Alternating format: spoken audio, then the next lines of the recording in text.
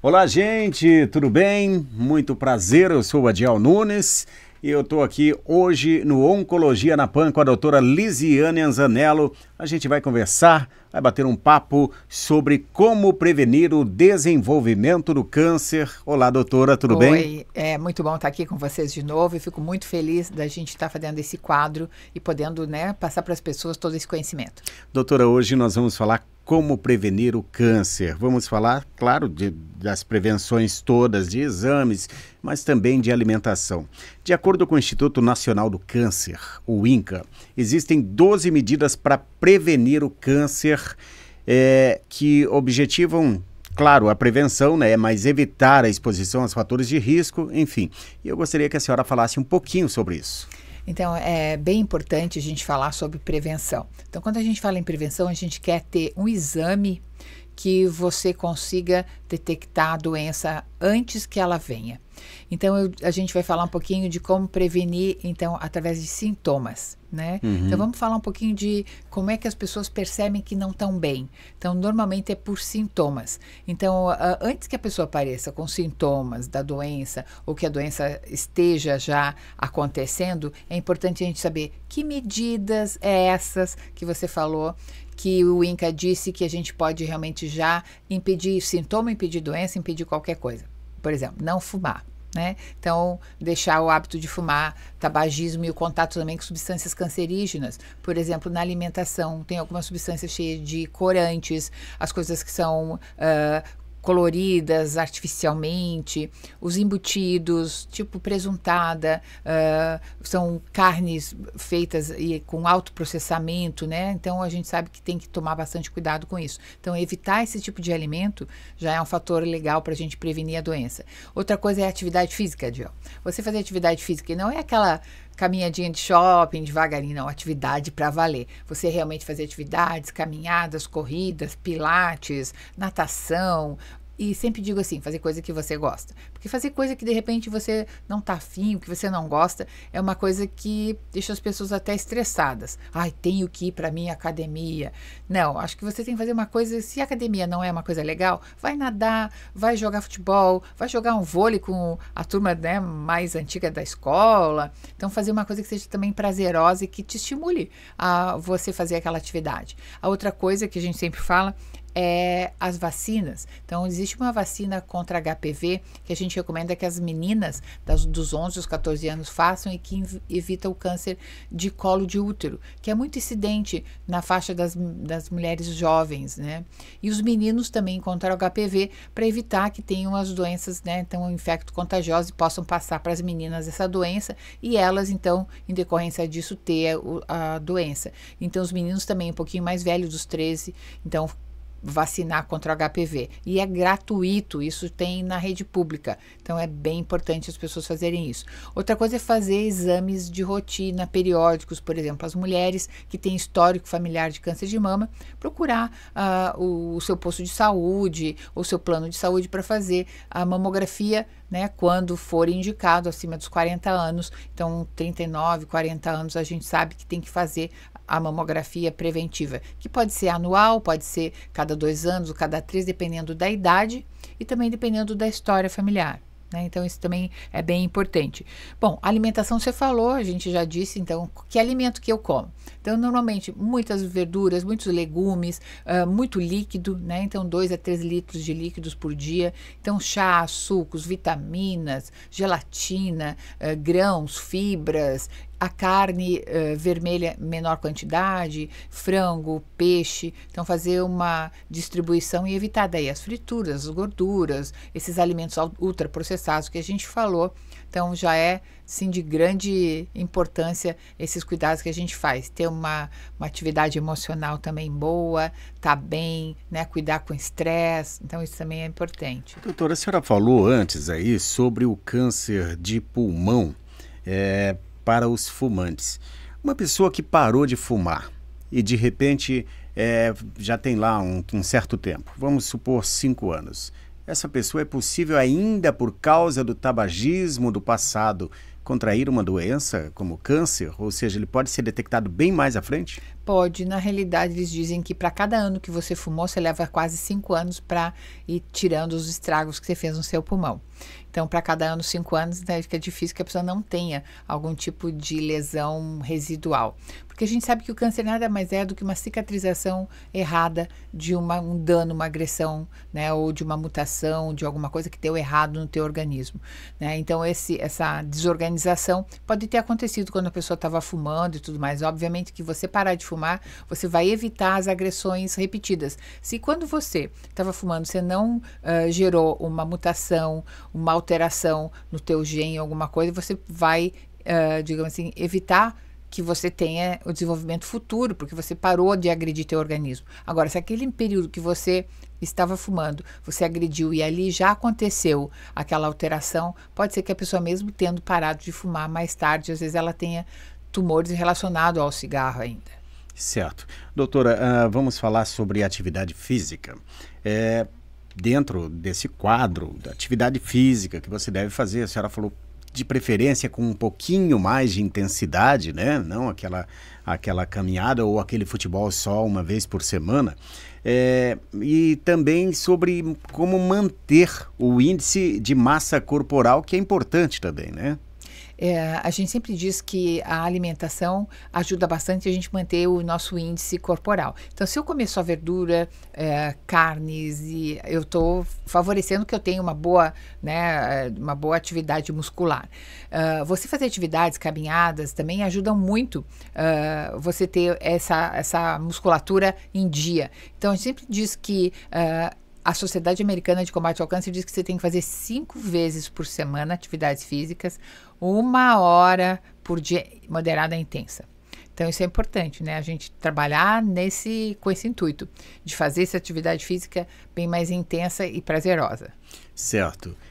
Além disso, doutora, eu gostaria de saber sobre a alimentação, voltando naquele assunto. Tem alguns alimentos naturais que podem ser prejudiciais para uma possível doença, ou todo alimento natural pode ser consumido facilmente, tranquilamente? Todo mundo diz que tudo que tem na natureza ele é saudável e é bom, que normalmente o que a gente faz é a maneira como a gente faz o alimento, como a gente prepara o alimento. Então, alimentos preparados em altas temperaturas, eles produzem em temperaturas de 200 graus, 250 graus, ele produz uma substância, a substância de Maillard, que é uma substância cancerígena. Então, o alcatrão do que você faz o churrasco, né? Então também não é bom.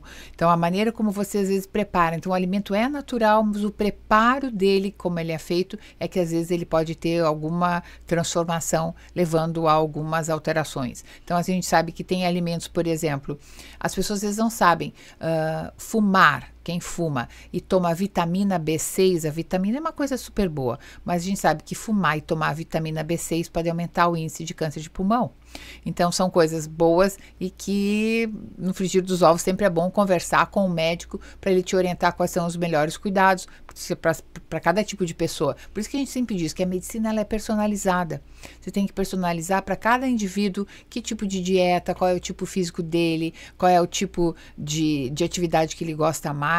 Então, por isso que é importante você individualizar cada tipo de coisa, até porque teu histórico genético familiar que está te acompanhando, você vai precisar de exames talvez diferentes de mim, diferente de outra pessoa que tem outro histórico familiar. Então, você pode ter uma história de diabetes, de hipertensão, de problemas vasculares, cardíacos, e eu ter mais de câncer, de outros tipos de problemas crônicos da minha família. Então, essa herança, a gente tem que também saber, o médico, para que a gente possa intervir precocemente para prevenir a doença, sabendo do histórico do indivíduo. A senhora falou, doutora, sobre individualizar cada pessoa, para que as pessoas não entrem em pânico também, porque nem tudo o que acontece para um pode não acontecer para outro. Mas eu quero falar sobre bebidas alcoólicas. Qual é o ideal para você tomar ou não tomar nada, cortar totalmente o álcool? Eu diria assim que a bebida alcoólica, quando ela é feita em excesso, A gente sabe que a pessoa vai lá, tem dor de cabeça no dia, passa mal, tem o tal da ressaca.